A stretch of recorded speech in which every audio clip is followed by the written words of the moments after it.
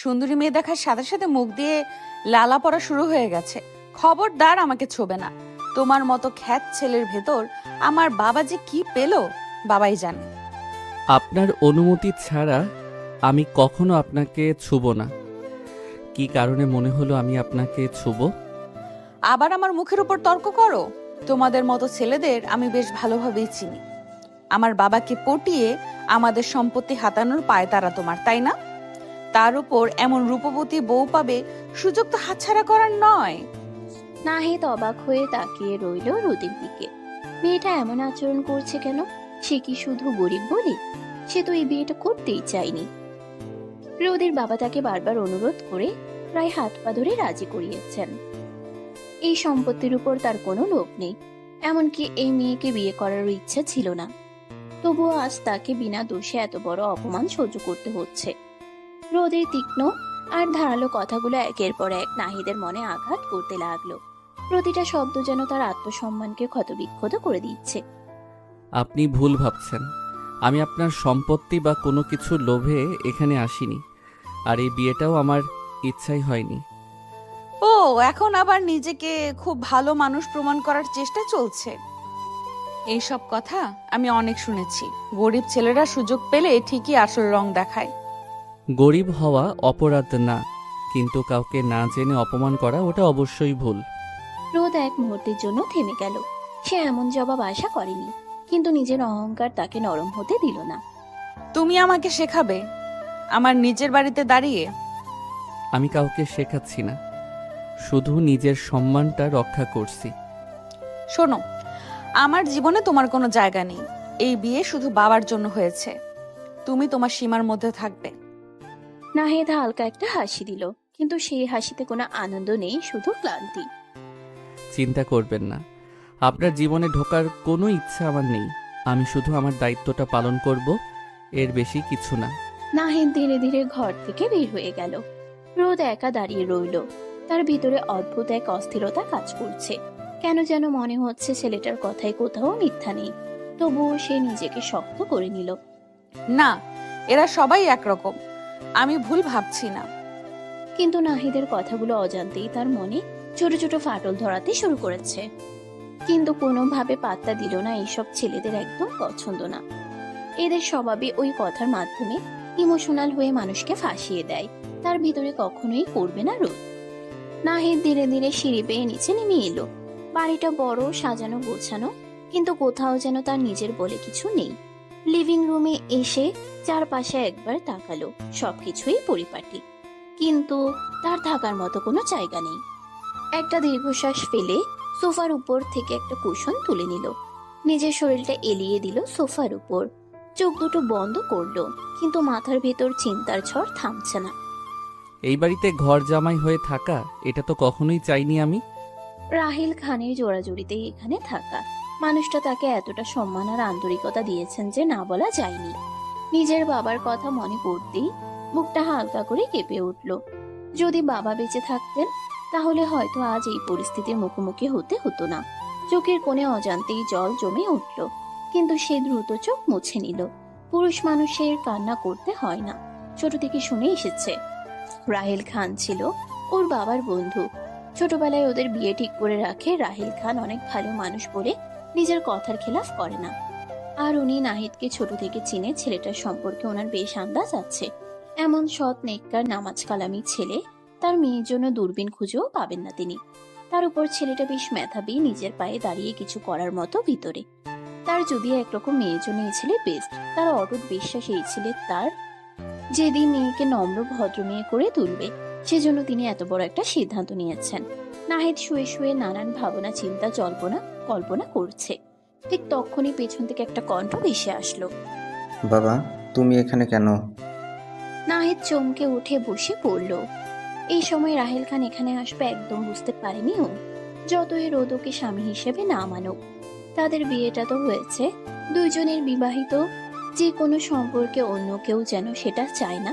নাহিদ সেটা তার শ্বশুরই হোক না কেন। এখানে কথা বলতে গেলে নিজের বউকে অসম্মান করা হবে, কোনোভাবে তা চায় না। নাহিদ চুপ করে গেল। না, কিছু না, এমনি বসেছিলাম। রাহেল খান কাছে এসে তার পাশে বসে পড়লেন।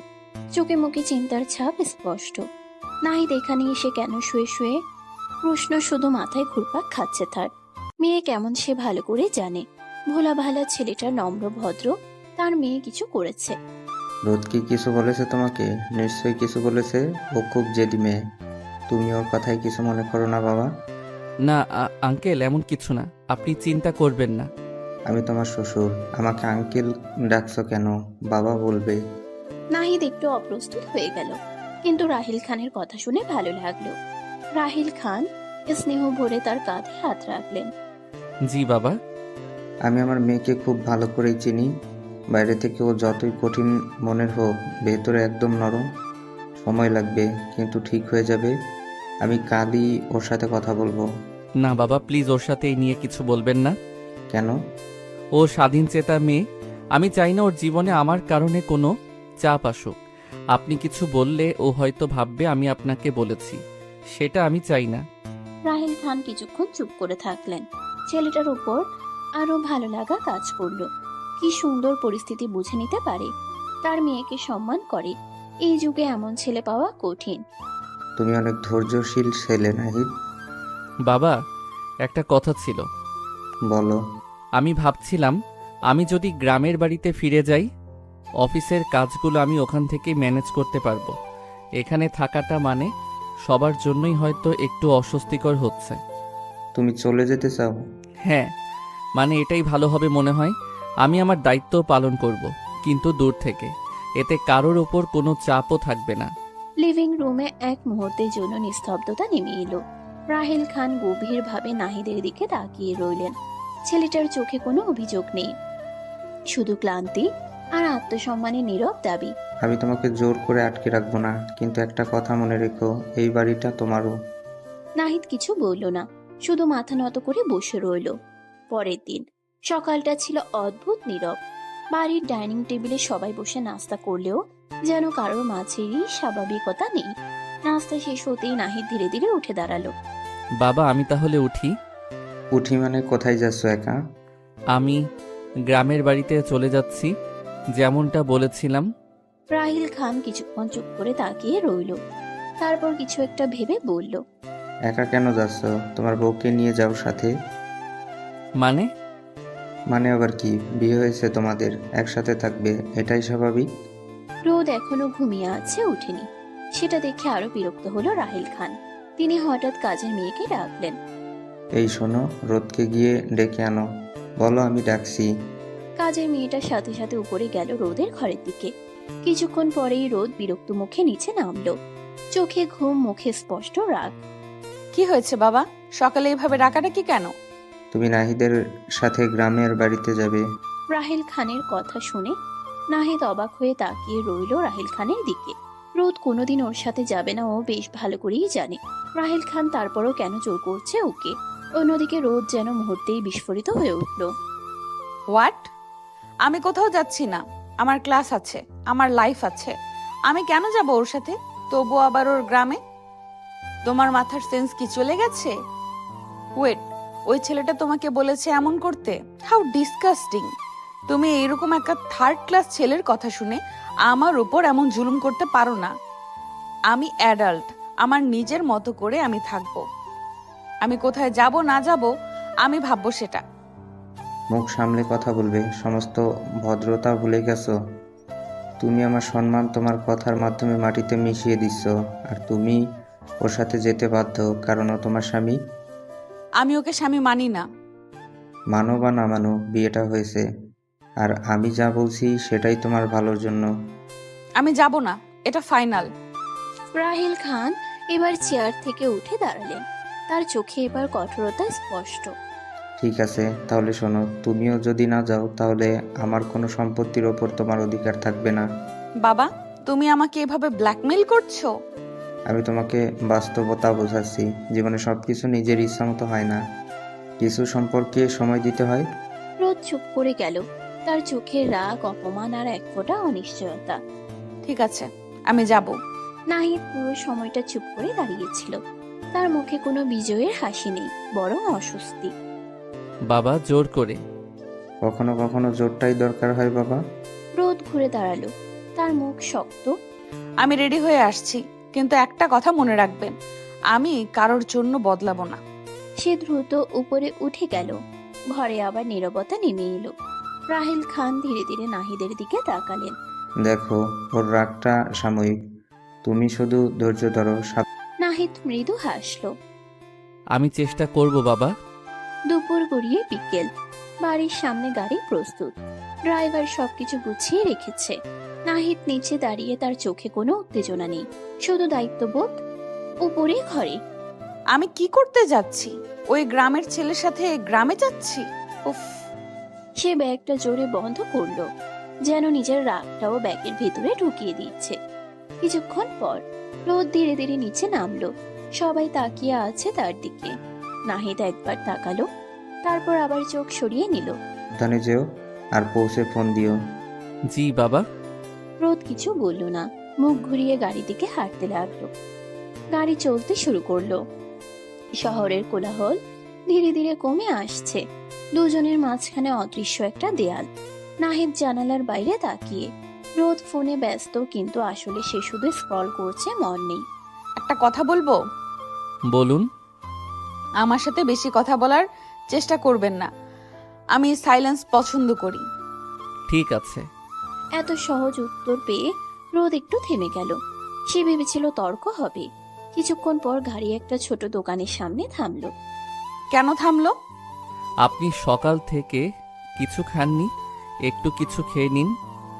আমি এইসব রাস্তার দোকানের খাবার খাই না। ঠিক আছে, আপনি নিয়ে আসুন, আমি এখানেই থাকছি। নাহিদ নিজে কিছু না খেয়ে শুধু পানি নিয়ে এসে রোদের দিকে এগিয়ে দিল। অন্তত পানি খান। রোদ কিছুক্ষণ তাকিয়ে রইল, তারপর না চাইতেও বোতলটা নিয়ে এক চুমুক খেলো। লোকটা এমন কেন? নাটক করছে নাকি সত্যি? রাস্তা বদলে গেল। চারপাশে সবুজ খোলা আকাশ, ধানের ক্ষেত, পাখির ডাক। রোদ বিরক্ত হয়ে জানালার বাইরে তাকালো, তারপর একটু থেমে গেল। এত সুন্দর! সে নিজেই অবাক হলো, এই প্রথমবার গ্রামের সৌন্দর্য তার চোখে ধরা দিল। কিন্তু সঙ্গে সঙ্গেই নিজেকে সামলে নিল। ধুলো আর গরম ছাড়া কিচ্ছু না। গাড়ি এসে থামলো এক সাধারণ কিন্তু পরিষ্কার বাড়ির সামনে। উঠানে গাছ, পাশে টিউবওয়েল। একজন বয়স্ক মহিলা দৌড়ে এলেন। নাহিদ বাবা। কেমন আছেন খালা? ভালো বাপ, এটাই কি তোমার বউ? জি। আসো মা, ভেতরে আসো। রোদ চারিদিকে তাকিয়ে দেখছে, বিরক্ত লাগছে এসব কিছু। মহিলাটা একটা ঘরে ওকে নিয়ে গেল। গ্রাম্য ঘর, একটা খাট, আলমারি আর বাক্স আছে, কিন্তু পরিপাটি ভাবে গোছানো। আমি এখানে থাকবো? একটা ছোট মেয়ে দৌড়ে এসে নাহিদের হাত ধরলো। ভাইয়া, তুমি এতদিন পর এলে কেন? কাজ ছিল রে পাগলি। আর এই আপুকে? এটা তোমার ভাবি। ছোট মেয়েটার কথা শুনে রোদ ভ্রু কুঁচকে তাকালো, যেন ভাবি শব্দটাই তার কানে বেমানান লাগছে। কিন্তু সেদিকে আর পাত্তা দিল না। প্রচন্ড গরম এখানে, বিরক্ত লাগছে তার উপর, এতটা জার্নি করে এসেছে। আমি একটু ফ্রেশ হব। ওয়াশরুম কোথায়? এইদিকেই আপু, আমি দেখাচ্ছি। রোদ অনিচ্ছা নিয়ে মেয়েটার পিছু নিল। ঘরের পেছনের দিকে একটু হেঁটে যেতে হলো। চারপাশে খোলা জায়গা, গাছপালা, আর একটু দূরে টিনের তৈরি একটা ছোট ঘর। এটা আমাদের ওয়াশরুম আপু। রোদ থমকে দাঁড়ালো, তার চোখ বড় বড় হয়ে গেল। বলে কি, এই মেয়ে পাগল হয়ে গেছে? রোদের মুখ মুহূর্তেই বিরক্তিতে ভরে গেল। হোয়াট? এটা ওয়াশরুম? হ্যাঁ আপু, এইখানেই সবাই গোসল করে। তুমি সিরিয়াস? এখানে আমি গোসল করব? হ্যাঁ, পানি খুব ঠান্ডা, অনেক ভালো লাগে। আমার ভালো লাগবে না, একদম না। রোদ ঘুরে দাঁড়িয়ে দ্রুত ঘরের দিকে ফিরে গেল। তার মুখে ঘৃণা আর অস্বস্তি স্পষ্ট। ঘরে ঢুকেই, নাহিদ, জি। আমি এখানে থাকতে পারবো না। এই জায়গা, এই পরিবেশ, এই ওয়াশরুম, এটা কি? এটা গ্রাম, এখানকার জীবন এমনই। প্লিজ আমাকে এখান থেকে নিয়ে চলো এক্ষুনি। আমি এখানে 1 মিনিটও থাকতে পারবো না। আপনাকে এখানেই থাকতে হবে। আপনার বাবা আপনাকে এখানে থাকতে বলেছে। ও প্লিজ, আবার বাবা? সব কিছুতে বাবার নাম আনবেন না। আমি কোনো গ্রামের মেয়ে না যে এসব সহ্য করব। আপনাকে কেউ সহ্য করতে বলছে না, শুধু কিছুদিন মানিয়ে নিতে বলছে। মানিয়ে নিতে? এই গরমে, এই ধুলোয়, এই জায়গায়? ছোট থেকে তুমি এসবের মধ্যে বড় হয়েছো, আমি না। তোমার কোনো আইডিয়া আছে আমি কিভাবে বড় হয়েছি? আর তুমি আমাকে এখানে নিয়ে এসেছো, তোমার এখানে নিয়ে আসার আগে একবার ভাবা উচিত ছিল না? আমার বাবার কাছ থেকে তো টাকা হাতিয়েছো বেশ ভালোই, সেগুলো দিয়েও তো ঠিক করতে পারতে কিছু জিনিস। ননসেন্স। নাহিদ নদীর কথাগুলো শুনে মুখটা ছোট হয়ে গেল। সে তো কোনো টাকাই নেয়নি, না বিয়েটা করতে চেয়েছে, তবু এত অপমান সহ্য করতে হচ্ছে। ঠিক তখনই একটা হাত পাখা নিয়ে সেই ছোট মেয়েটা এসে দাঁড়ালো। আপু, গরম লাগছে? আমি বাতাস করি। না, দরকার নেই। আপু, তুমি শহর থেকে আসছো না? শহরটা কেমন? অনেক বড়? হ্যাঁ, অনেক বড়, আর তোমাদের এই গ্রামের মতো না। তুমি কি অনেক সুন্দর সুন্দর জায়গায় যাও? এত প্রশ্ন করো কেন? চুপ করে থাকতে পারো না? মেয়েটা একটু চুপ হয়ে গেল, তার মুখের হাসিটা ম্লান হয়ে গেল। নাহিদ তার বোনের সাথে এমন ব্যবহার করা দেখে বেশ খারাপ লাগলো। ওর সাথে যা ইচ্ছে তাই করুক, তার বোনের সাথে এভাবে কেন কথা বলছে রোদ? ও ছোট, ওকে এভাবে বলার দরকার ছিল না। আপনি আমাকে শেখাবেন কিভাবে কথা বলতে হয়? আমি শুধু বলছি ওর কোনো খারাপ উদ্দেশ্য নেই। হ্যাঁ, সবাই তো খুব ভালো এখানে। নাহিদ রোদের প্রতিটা কথায় প্রচন্ড খারাপ অনুভব করছে। এতটা অহংকার কেন এই রোদের? ঠিক তখন খালা একটা থালা নিয়ে ঘরে ঢুকলেন। মা, কিছু খেয়ে নাও, অনেক দূর থেকে এসেছো। থালায় ছিল গরম ভাত, ডাল আর ভাজি, সাদা মাটা কিন্তু গরম গরম।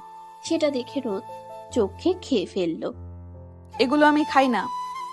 কেন মা? গরম গরম রান্না করেছি। আমি তো জানতাম না তোমরা আজকে আসবা।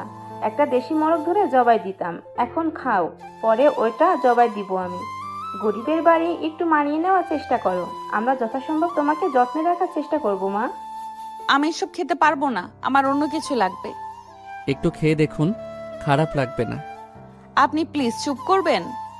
আমি কি খাবো না খাবো সেটা আমি জানি। ঘরের ভিতর আবার অস্বস্তিকর নীরবতা নেমে এলো। খালার মুখটা মলিন হয়ে গেল, কিন্তু কিছু বললেন না। ছোট মেয়েটা ধীরে ধীরে আবার এগিয়ে গেল। আপু, তুমি যদি না খাও তাহলে আমি তোমার সাথে বসে থাকবো। তুমি কি আমাকে একা থাকতে দিতে পারো না? এবার মেয়েটা একদম চুপ হয়ে গেল, ধীরে ধীরে নাহিদের পাশে গিয়ে দাঁড়ালো। যাও, বাইরে খেলো। আচ্ছা ভাইয়া। মেয়েটা চলে গেল। ঘরের ভিতর শুধু গরম আর অস্বস্তি। নাহিদ রোদের দিকে তাকালো। রোদ মাথায় 2 হাত চেপে খাটের উপর বসে পড়ল। উফ, এই গরমটা আমি সহ্য করতে পারছি না। কিছুক্ষণ পর অভ্যাস হয়ে যাবে। আমি চার্জার ফ্যানের ব্যবস্থা করছি। তোমার হতে পারে, আমার হবে না। আমি কোথায় এসে পড়লাম? বিকেলে রোদটা একটু নরম হতে শুরু করেছে, কিন্তু ঘরের ভিতর এখনো গুমোট গরম। রোদ খাটে বসে আছে, মুখে বিরক্তি। নাহিদ বাইরে গিয়ে একটা ছোট চার্জার ফ্যান এনে চালু করলো। এটা একটু সামনে রাখুন, হয়তো একটু আরাম পাবেন। রোদ কিছু না বললে ফ্যানের দিকে তাকিয়ে রইল। হালকা বাতাসটা মুখে লাগতেই সে একটু স্বস্তি পেল, কিন্তু মুখে সেটা প্রকাশ করলো না। এত কেয়ার করছে কেন? নাটক নাকি সত্যি? ঠিক তখনই বাইরে থেকে ছোট মেয়েটার হাসির শব্দ ভেসে আসছে। কিছু বাচ্চা মিলে খেলছে উঠানে। রোদ বিরক্ত হয়ে কান বন্ধ করতে গেল, কিন্তু হঠাৎ থেমে গেল। এত চিল্লা পাল্লা, এত এইসব পরিবেশ একটুও পছন্দ হচ্ছে না তার। যে করেই হোক এখান থেকে যাওয়ার প্ল্যান করতে হবে। নেট পাচ্ছে না ফোনে ভালো। কিছুক্ষণ পর মা, একটু লেবুর শরবত করে এনেছি, গরমে ভালো লাগবে। রাখুন। খালা হালকা হাসলেন, গ্লাসটা রেখে চলে গেলেন। রোদ গ্লাসটা হাতে নিয়ে একটু চুমুক দিল, খারাপ না তো? কিন্তু সঙ্গে সঙ্গে নিজেকে সামলে নিল। ঠিক আছে। সন্ধ্যার সময় গ্রামে সন্ধ্যা নামে অন্যরকম ভাবে। মসজিদ থেকে আজানের ধ্বনি ভেসে আসছে। চারপাশে এক ধরনের শান্তি। নাহিদ উঠানে দাঁড়িয়েছিল। সে ধীরে ধীরে হাত তুলে দোয়া করলো, তারপর নামাজ পড়তে বসলো। রোদ দরজার আড়াল থেকে তাকিয়ে আছে, কিন্তু সঙ্গে সঙ্গে নিজেকে সামলে নিল। সন্ধ্যার সময় গ্রামের সন্ধ্যা নামে অন্যরকম ভাবে। মসজিদ থেকে আজানের ধ্বনি ভেসে আসছে। চারপাশে এক ধরনের শান্তি। নাহিদ উঠানে দাঁড়িয়েছিল। সে ধীরে ধীরে হাত তুলে দোয়া করলো, তারপর নামাজ পড়তে বসলো। রোদ দরজার আড়াল থেকে তাকিয়ে আছে। এখনো এসব করে? শহরে কেউ এত নিয়ম মেনে চলে না। কিন্তু তার চোখে এক ধরনের অদ্ভুত শান্তি ধরা পড়লো, যেটা সে নিজে অনেকদিন অনুভব করেনি। মা, রাতের খাবার রেডি, এবার না বলো না। রোদ একটু চুপ করে রইল। পেটটা হালকা কাঁপছে, সকাল থেকে রীতিমতো কিছু খায়নি, তবে না খেয়ে থাকলে অসুস্থ হয়ে যাবে। আরো একদম খিদে সহ্য করতে পারে না, তবে এতক্ষণ না খেয়ে আছে। একটু খেয়ে নিন, না খেলে শরীর খারাপ করবে। রোদ এবার তর্ক করলো না, ধীরে ধীরে এসে বসে পড়ল। খালা ভাত, ডাল আর আলু ভাজি তুলে দিলেন। রোদ সন্দেহ নিয়ে প্রথম লোকমাটা মুখে দিতে এসে থেমে গেল, এত ভালো লাগছে কেন? কিন্তু মুখে বলল। খারাপ না। নাহিদের মুখে হালকা হাসি ফুটল, কিন্তু সে কিছু বলল না। রাত গভীর হলে বিদ্যুৎ চলে গেছে, চারপাশে অন্ধকার, শুধু হারিকেনের আলো। হোয়াট? এখানে কারেন্টও থাকে না? মাঝে মাঝে। আমি ঘুমাতে পারবো না। ভয় লাগছে? না, ভয় না, মানে নাহিদ, জি। তুমি এখানে একা থাকো এতদিন? হ্যাঁ। বোর লাগে না? না, অভ্যাস হয়ে গেছে। রোদ চুপ করে গেল। মাথায় একটা দারুণ বুদ্ধি খেটেছে। একে দিয়ে এখান থেকে বের হবে বাবা, তাইলে কিছু বলতে পারবে না। নাহিদের দিকে তাকালো, দেখলো নিচে কপালে হাত দিয়ে শুয়ে আছে। নাহিদ, একটা কথা বলি, শোনো। বলুন। আমার এখানে ভালো লাগছে না, একদমই না। এই পরিবেশে আমি থাকতে পারছি না। ছোট থেকে আমি অন্যভাবে বড় হয়েছি, তুমি তো বুঝতেই পারছো। প্লিজ, তুমি একটু বাবাকে বলো না। তুমি বললে উনি শুনবেন, আমি বললে উনি গুরুত্ব দেবেন না। নাহিদ চুপ করে রইল। রোদ একটু এগিয়ে এসে বলল, তুমি বলবে তোমার কাজের জন্য আমাকে নিয়ে যেতে হবে।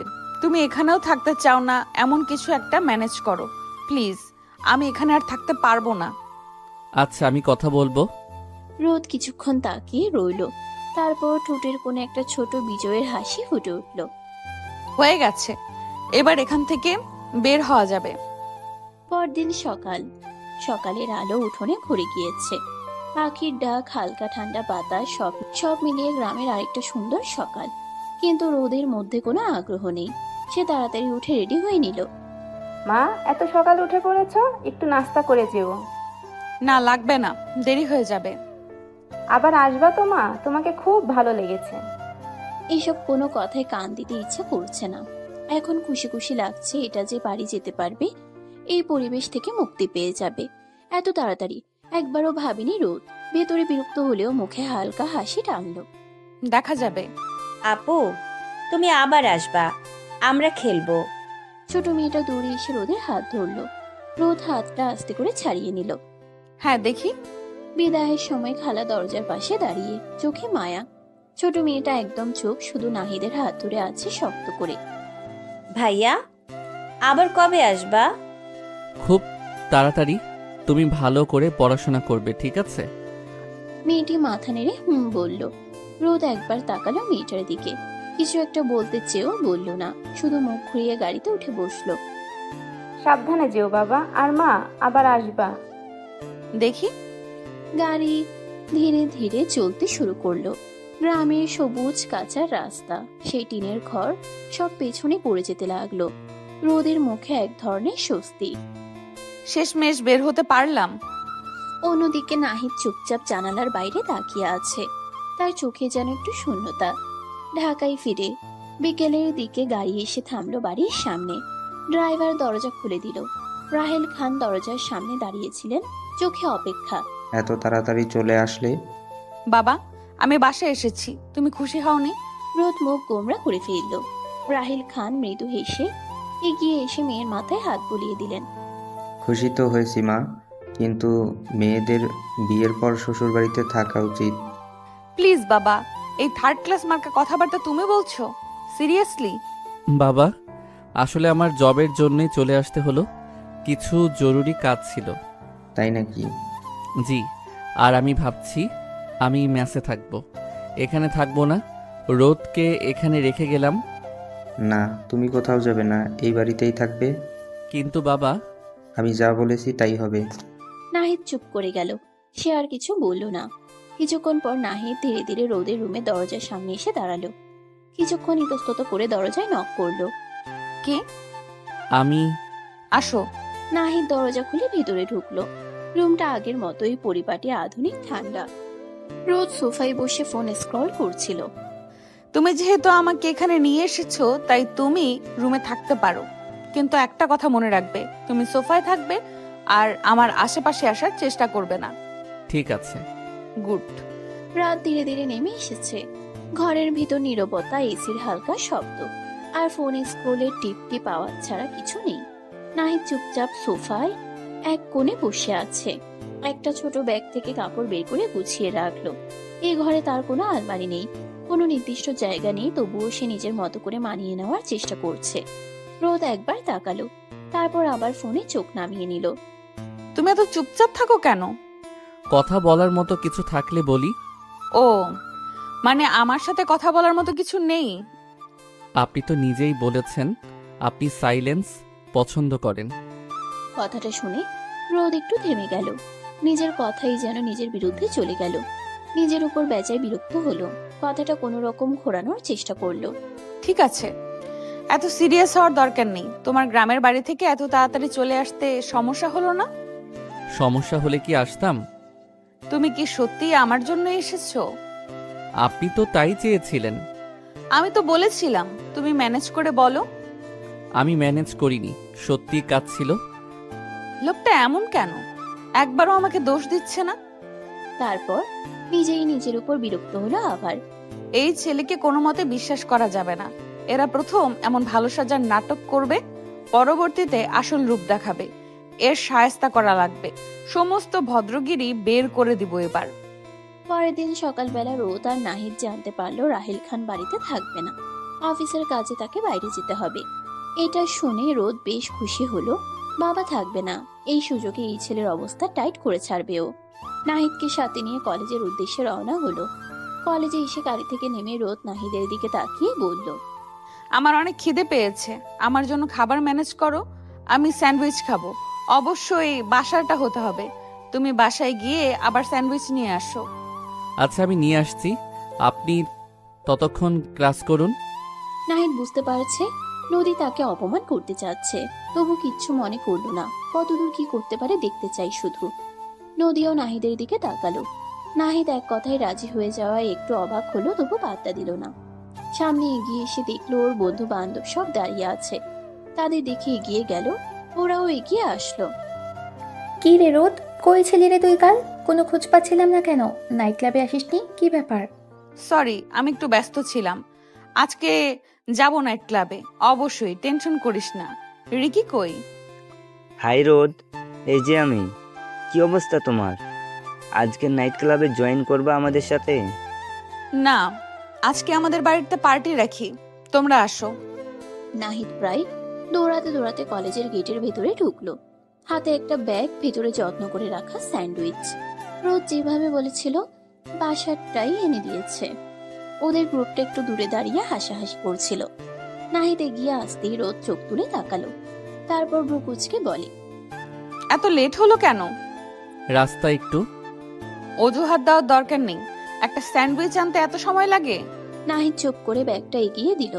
রোদের দিকে শুধু তাকালো এক পলক। ঠিক তখনই রিয়ার চোখে পড়ে গেল নাহিদকে। এই রোদ, এটাকে? রোদ ঠোঁট বাঁকিয়ে রিয়ার দিকে তাকালো, চোখে বিরক্তি। রিয়া একটু কৌতূহলী চোখে নাহিদের দিকে তাকিয়ে রইল, তারপর হালকা হেসে, উফ, দেখতে তো বেশ হ্যান্ডসাম। কে রে, নতুন কেউ নাকি? তোর কি রুচির দুর্ভিক্ষ হয়েছে নাকি? মানে তাহলে কেউ? ও ও আমার বডিগার্ড, বলা চলে কাজের লোক। ড্রাইভার ভাবতে পারিস, যে কোনো একটা। কথাটা শেষ হতেই চারপাশে হালকা হাসির শব্দ উঠল। কেউ কেউ মুখ চেপে হাসছে, কেউ আবার সরাসরি তাকিয়ে আছে নাহিদের দিকে। নাহিদ অবাক হয়ে রোদের দিকে তাকালো। তার চোখে স্পষ্ট আঘাত। এক মুহূর্তের জন্য মনে হলো কিছু একটা বলবে, কিন্তু বলল না, শুধু মাথা নিচু করে দাঁড়িয়ে রইল। এই প্রথম না, তবুও আজকের অপমানটা যেন একটু বেশি লাগলো। একা হলে হয়তো সহ্য করা সহজ ছিল, কিন্তু সবার সামনে? সিরিয়াসলি এত হ্যান্ডসাম বডিগার্ড রাখছিস? কি করব বল, সিকিউরিটি তো লাগেই। রিয়া এখনো নাহিদের দিকে ফ্যালফ্যাল চোখে তাকিয়ে আছে। নাহিদের হাতটা ধীরে ধীরে মুঠো হয়ে গেল, কিন্তু সে নিজেকে সামলে নিল। আপনার স্যান্ডউইচ। ঠিক আছে, তুমি যেতে পারো। নাহিদ কিছুক্ষণ দাঁড়িয়ে রইল। কিছু বলার ছিল, কিন্তু শেষ পর্যন্ত কিছুই বলল না। পিছন থেকে আবার হাসির শব্দ ভেসে এলো। হাঁটতে হাঁটতে নাহিদের মনে শুধু একটা কথাই ঘুরতে লাগলো। আমি কি সত্যি এতটা ছোট? অন্যদিকে রোদ স্যান্ডউইচে কামড় দিল। স্বাদটা ভালোই লাগছে, কিন্তু আজকে কেন জানি সেই স্বাদটাও তেমন আনন্দ দিচ্ছে না। কি রে, তুই এত রুট কেন ওর সাথে? কারণ ওর জায়গা ওকে বোঝাতে হবে। রিয়া আনমনে শুধু উত্তর দিল। হুম। বাকি সবাই ক্লাসরুমে গেলে রিয়া গেল না। নিচে এসে এদিক ওদিক কিছু একটা খুঁজতে লাগলো। পার্কিং এরিয়ার দিকে গিয়ে দেখতে পেল নাহিদ গাড়ির একপাশে হেলান দিয়ে দাঁড়িয়ে আছে। রিয়া এগিয়ে গিয়ে, হ্যালো। নাহিদ রিয়াকে দেখে প্রথমে চিনতে একটু কষ্ট হলো, কিন্তু পরে মনে পড়লো যে রোদের সাথে দেখেছে কিছুক্ষণ আগে। কিন্তু এই মেয়ে এখানে কিসের জন্য এসেছে, তাকে হ্যালো কেন বলছে? নাহিদ ভদ্রতার খাতিরে সালাম দিল। রিয়া একটু ইতস্তত বোধ করলো, কারণ ও এসে ওকে হ্যালো বলেছে সালামের বদলে। তবুও হাসি মুখে সালামের উত্তর দিল। কিছু বলবেন ম্যাম? এই আপনি আমাকে ম্যাম কেন বলছেন? আমার নাম রিয়া, আমাকে রিয়া বলে ডাকতে পারেন। জি ম্যাম, অবশ্যই। আবার ম্যাম বলছেন? রিয়া ঠোঁট ফুলিয়ে একটু বিরক্তি দেখালো। নাহিদ একটু অপ্রস্তুত হয়ে গেল, কি বলবে বুঝে উঠতে পারছে না। না মানে অভ্যাস হয়ে গেছে। অভ্যাস বদলাতে সময় লাগে না, একবার চেষ্টা করে দেখুন। রিয়া। জি, রিয়া। নামটা বলতে গিয়েও যেন একটা সংকোচ কাজ করছিল তার মধ্যে। রিয়া সেটা লক্ষ্য করলো, কিন্তু কিছু বলল না, বরং অন্য প্রসঙ্গে গেল। আঙ্কেলের কাছ থেকে কিছুটা শুনেছে নাহিদ আর রোদের ব্যাপারে। নাহিদকে দেখে কিছুটা চিনতে পেরেছিল রিয়া। প্রথমে রোদের ব্যবহার বেশ অবাকই হয়েছে। নাহিদকে দেখে কেন জানি ওর অনেক ভালো লেগেছে। কিভাবে পারছে রোদ এইভাবে অপমান করতে সবার সামনে ছেলেটাকে? এখনকার যুগে এমন ছেলে কি খুঁজে পাওয়া যাবে একটা দুইটা? জিনিস কাছে থাকলে জিনিসের মর্ম বোঝে না মানুষ। প্রমাণ রোদ, যেটা করছে সেটা। আপনি মানে তুমি তুমি কি সত্যিই রোদের ড্রাইভার? প্রশ্নটা শুনে নাহিদ হালকা হেসে ফেলল। সেই হাসিতে একটু কষ্ট মিশেছিল। কি বলবে, যেখানে নিজের বউ সবার সামনে তাকে ড্রাইভার বলে পরিচয় করিয়েছে কাজের লোক, এখন যদি সত্যটা বলে রোদকে অপমানিত হতে হবে। সেটা নাহিদ কোনোভাবেই চায় না, কারণ রোদ এতে উল্টো ওকে আরো ভুল বুঝবে। মানুষ যা ভাবে আমি তাই। এইটা তো উত্তর না। সব প্রশ্নের সরাসরি উত্তর দেওয়া যায় না। ও যা বললো খারাপ লেগেছে তাই না? আমি কিন্তু তোমার আর রোদের ব্যাপারে কিছু কিছু জিনিস জানি, আঙ্কেল আমাকে বলেছে, তাই আমার থেকে না লুকোলেও চলবে। তোমাকে আমার খুবই ভালো লেগেছে, আমাকে তোমার বন্ধু বানাবে? রোদের কথাগুলো খুবই অপমানজনক লেগেছিল, আমি বুঝতে পারছি তোমার অনেক খারাপ লেগেছে তাই না? প্রশ্নটা খুব সহজ ছিল, কিন্তু উত্তরটা কঠিন। নাহিদ চোখ সরিয়ে নিল। এখন লজ্জা লাগছে, ও রিয়া সব জানে। ওর সামনে রোদ এভাবে বলল ওকে। না, অভ্যাস হয়ে গেছে। অভ্যাস হয়ে গেলেই কি কষ্ট লাগে না? সবার সামনে এমনভাবে কথা বলা ঠিক না, ও একটু বেশিই বলে ফেলে। ও যা বলে সেটা বলার অধিকার ওর আছে। কেন? কারণ আমি কিছুই না। কথাটা বলার সময় নাহিদ নিজের দিকে তাকালো, যেন নিজেকেই মাপছে। রিয়ার বুকটা কেমন যেন ধক করে উঠল। তুমি নিজেকে এত ছোট করে দেখো কেন? আমি ছোট না, আমার অবস্থান ছোট। নিজেকে ছোট মনে করলে সবাই তোমাকে ছোট ভাবেই দেখবে। সবার আগে নিজেকে নিজের সম্মান করতে হয়, এটা জানো তো তুমি? নিজের কিন্তু অনেক কিছু করতে পারো, চেষ্টা করো। আর আজ থেকে কিন্তু আমরা ফ্রেন্ড হলাম, মনে থাকবে তো? যে কোনো প্রয়োজনে আমার কাছে হেল্প চাইতে পারো তুমি, আমি সবসময় হেল্প করতে রাজি আছি। আর একটা কথা, তুমি সকালের নাস্তা করেছো দেখে তো মনে হচ্ছে না। সকালের নাস্তা তো করোনি, আমি তোমাকে দিই। আরে আরে কি করছো রিয়া, লাগবে না। লাগবে না মানে? তুমি এখনই আমার সামনে খাবে, বন্ধু বলেছো, আবার বন্ধুর সাথে এমন ব্যবহার করছো। লাগবে নাকি মানে? বন্ধুর কাছ থেকে জিনিস কেড়ে নিয়ে খেতে হয়, বুঝেছো? নাহিদ তখন রিয়ার দিকে তাকালো সরলভাবে। মেয়েটা বেশ মিশুক, একটু তার সাথে কিভাবে মিশে গেল। রিয়া জোর করে নাহিদের হাতে একটা বিস্কিটের প্যাকেট আর পানির বোতল ধরিয়ে দিল। নাহিদ না পেরে সেই খেতেই হলো ওর দেওয়া খাবার। রিয়া কিছুক্ষণ পর ওইখান থেকে চলে গেল নাহিদের থেকে বিদায় নিয়ে। নাহিদ রোদের ক্লাস শেষ হওয়ার অপেক্ষা করছে। রাহেল খান ওকে দায়িত্ব দিয়ে গেছে রোদের দেখাশোনা করার জন্য। নাহিদ অনেকক্ষণ ধরে দাঁড়িয়ে রয়েছে, এদিকে রোদের দেখা মিলছে না। ভার্সিটি থেকে সবাই চলে যাচ্ছে, আস্তে আস্তে ফাঁকা হয়ে যাচ্ছে, কিন্তু রোদের দেখা এখনো মিলল না। আধা ঘন্টা পর রোদ আসলো, সাথে ওর বন্ধু বান্ধব। তাও তাদেরকে বিদায় দিয়ে রোদ নাহিদের সামনে এসে দাঁড়ালো। কি এভাবে হা করার মতো করে দাঁড়িয়ে আছো কেন? অনেক টায়ার্ড লাগছে, তাড়াতাড়ি বাসায় নিয়ে চলো। নাহিদ কোনো উত্তর দিল না। রোজ গাড়িতে ওঠার পর নাহিদ গিয়ে ড্রাইভ করা শুরু করলো। কিছুক্ষণের মধ্যেই বাড়ি চলে আসলো ওরা। বাড়ি এসেই রোদ নিজের রুমে চলে গেল। নাহিদ নিজের দিকে তাকালো।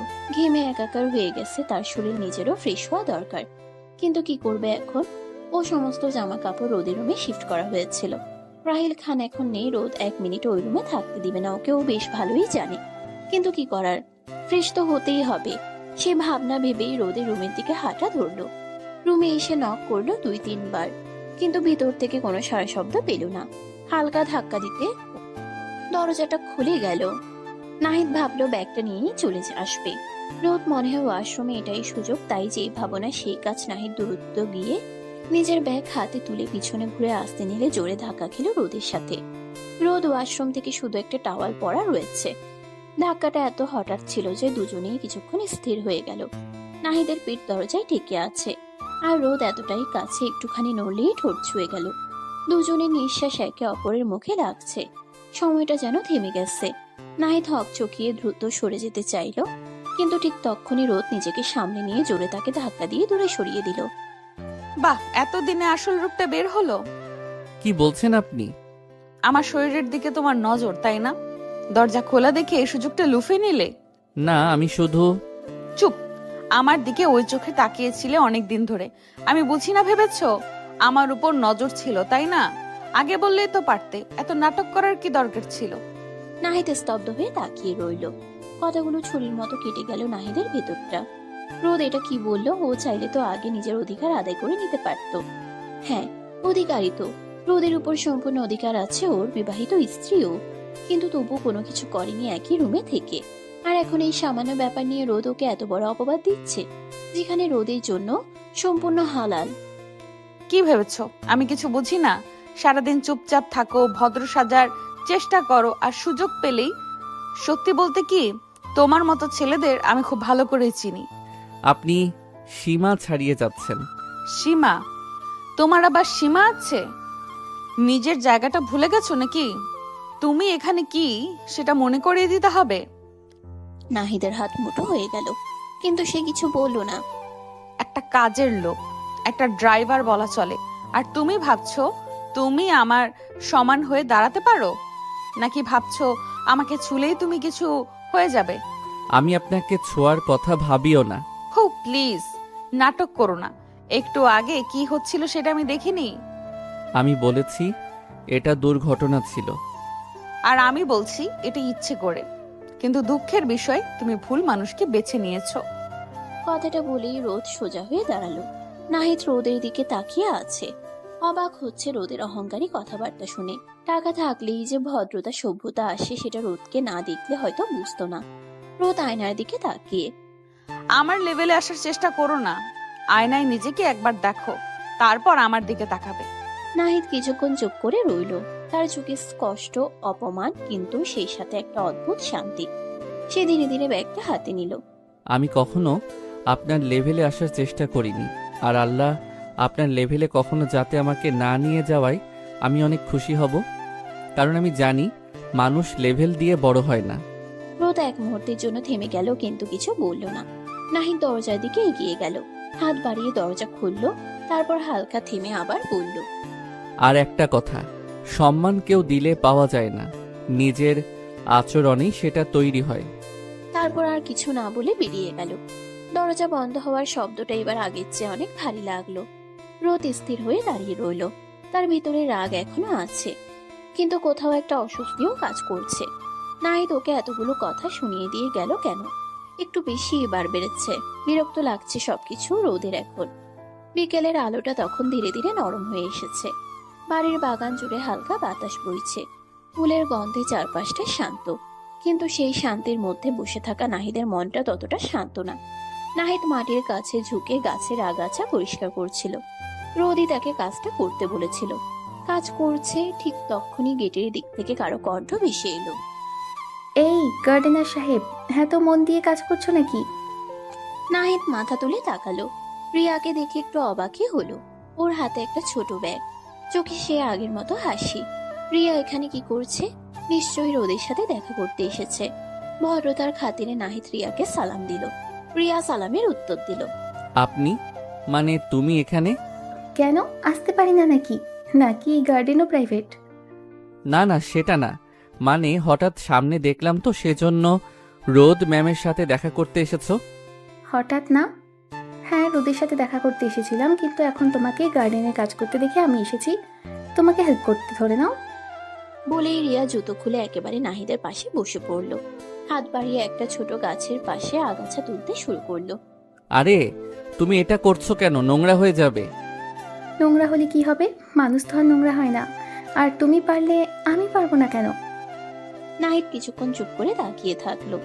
মেয়েটার এই সহজ স্বভাবটা তার ভালো লাগছে, কিন্তু সে সেটা প্রকাশ করলো না। কিন্তু রিয়া তার সাথে এই কাজ করছে, রোজ যদি দেখে তখন আবার উল্টো ওকেই দোষারোপ করবে।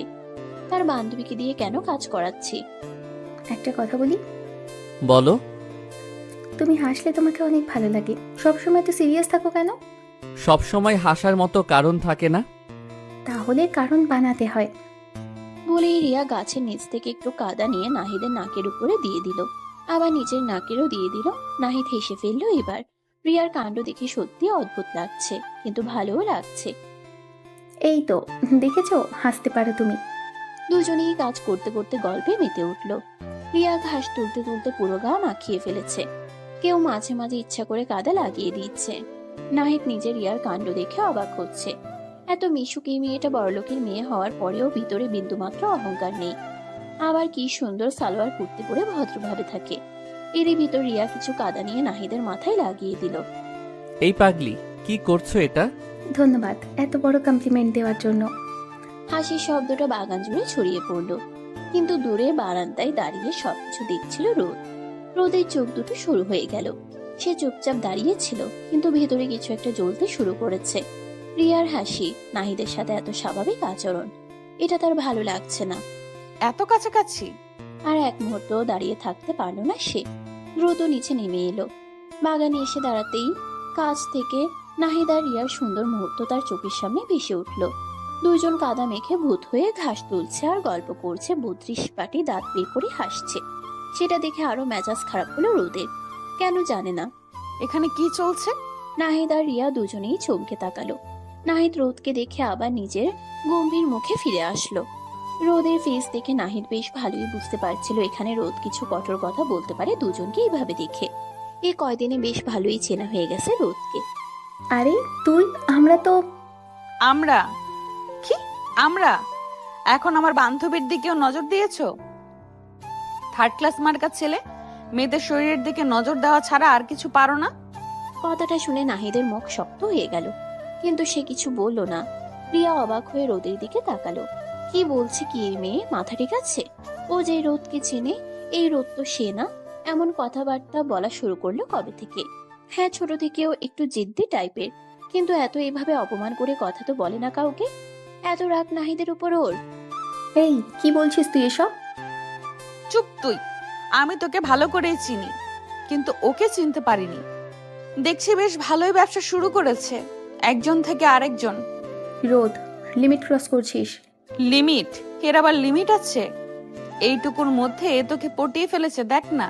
তুই ওর সাথে বসে গল্প করছিস, হাসছিস, আর আমার কথায় উল্টো আমাকে বোঝাচ্ছিস। কারণ তুই ভুল বলছিস। ও প্লিজ, আর তোকে বলিনি এসব থার্ড ক্লাস ছেলেদের সাথে মিশিস না? Third class? তুই ওকে থার্ড ক্লাস বলছিস? হ্যাঁ, কারণ ওর সেই যোগ্যতাও নেই। একটা কাজের লোক, ড্রাইভার, ওর লেভেলটাই এটা। আমার লেভেল কি সেটা নিয়ে এত চিন্তা করার দরকার নেই আপনার। ও, এখন জবাবও দিচ্ছ? আমি শুধু সত্যি বলছি। সত্যি? সত্যি হলো তুমি নিজের জায়গা ভুলে যাচ্ছ। আর তুই নিজেরটা ভুলে যাচ্ছিস রোদ। তুই যেটা বলছিস সেটা অপমান, আর এটা তুই প্রতিদিন করছিস। তুই ওর সাইড নিচ্ছিস? আমি সঠিকের সাইড নিচ্ছি। দুজনে চুপ হয়ে গেল। নাহিদদের খুব খারাপ লাগছে, কোথাও না কোথাও ওর জন্য দুই বান্ধবীর ভিতরে ঝামেলা লাগছে। কিন্তু ও তো রিয়াকে নিজের বোন ভাবে, সেই ভেবেই ওর সাথে এত ফ্রি ভাবে কথা বলছে। আর রোদ এগুলো কি বললো, ওখান থেকে ওর এখন সরে যাওয়াই ভালো। আমি ভেতরে যাচ্ছি। আর রোদ এগুলো কি বললো, এখান থেকে ওর এখন সরে যাওয়াই ভালো। সে আর একবারও কারো দিকে তাকালো না, সোজা হেঁটে চলে গেল। নাহিদের চলে যাওয়ার দিকে তাকিয়ে রিয়ার প্রচন্ড খারাপ লাগা কাজ করলো। তুই খুব খারাপ করছিস রোদ। যা খুশি ভাব। কিন্তু এবার রোদের গলার সেই আগের আত্মবিশ্বাসটা নেই। কোথাও একটা ফাঁক তৈরি হয়েছে, যা সে নিজেও বুঝতে পারছে কিন্তু মানতে চাইছে না। রিয়া রোদের দিকে তাকিয়ে বাইরের দিকে। ও এসেছিল কিছু সময় ওদের সাথে কাটানোর জন্য, কিন্তু রোদ পুরো বিষয়টাই ঘেঁটে দিল। শুধু ঘেঁটে দিল না, এত নোংরা ভাবে প্রেজেন্ট করলো যে রিয়ার এখন রোদের প্রতি যে ভালো লাগা সম্মানটা ছিল সেটা উঠে যাচ্ছে। পরের দিন সকালে আবার রোজকারের মতো রোদকে ভার্সিটিতে নিয়ে এসেছে নাহিদ। ভার্সিটির করিডোরে ভিড় জমেছে, সবাই নিজের মতো ব্যস্ত। কেউ ক্লাসে ঢুকছে, কেউ আড্ডায়। ঠিক তখনই গেট দিয়ে ঢুকলো রোদ। এতক্ষণ ক্লাসে ছিল, কিছু দূরে মাথা নিচু করে দাঁড়িয়ে আছে নাহিদ। গতকালের ঘটনার পর সে আজ আরো চুপচাপ। এত অপমানের পরেও নিজের দায়িত্ব একটুও ফাঁকি নেই। আই নাহিদ, ডাকটা এত জোরে ছিল যে আশেপাশের অনেকেই তাকিয়ে গেল। নাহিদ ধীরে মাথা তুলল, তারপর এগিয়ে এলো। জি। এখানে আসো। নাহিদ কাছে আসতেই রোদ একটু পিছিয়ে গিয়ে দাঁড়ালো, যেন দূরত্ব বজায় রাখছে। তারপর হঠাৎ নিজের জুতোর দিকে তাকিয়ে ঠোঁট পাকালো। দেখছো জুতোটা কত নোংরা হয়ে গেছে? আশেপাশে যারা ছিল তারা আগ্রহ নিয়ে তাকাতে শুরু করলো। কেউ ফিসফিস করছে, কেউ আবার সরাসরি তাকিয়ে। নাহিদ কিছু বললো না, শুধু চুপচাপ দাঁড়িয়ে রইলো। কি হলো, দাঁড়িয়ে আছো কেন? পরিষ্কার করো। এক মুহূর্তের জন্য পুরো জায়গাটা যেন থমকে গেল। কথাটা এত স্বাভাবিক ভাবে বলল রোদ, যেন এটা খুবই সাধারণ কিছু। নাহিদের বুকের ভেতরটা ধক করে উঠল। চোখে এক ঝলক কষ্ট দেখা গেল, কিন্তু সে মাথা নিচু করলো। চারপাশে হালকা হাসির শব্দ উঠতে লাগলো। নাহিদের প্রথমে খারাপ লাগলেও এখন কিছু মনে লাগছে না। ও ভাবলো নিজের বইয়ে জুতোই তো, সমস্যা কি? ব্যাপারটাকে নিজের মতো করে দেখলে অপমান বোধ হবে না। ও দেখতে চাই রোদ কি কি করতে পারে ওর সাথে। আরে লাইফ সার্ভিস, এমন ড্রাইভার হলে তো দারুণ। রিয়া একটু দূরে দাঁড়িয়ে সব দেখছিল। তার মুখের হাসিটা মিলিয়ে গেছে। নাহিদ ধীরে হাঁটু গেড়ে বসলো। তার হাত কাঁপছিল সামান্য, তবুও সে নিজের রুমাল বের করলো। নাহিদ, এটা করো না। চুপ থাক রিয়া, এটা আমাদের ব্যাপার। আমাদের? এটা অপমান। আমি যা বলছি ও তাই করবে। নাহিদ একবার মাথা তুলে রিয়ার দিকে তাকালো।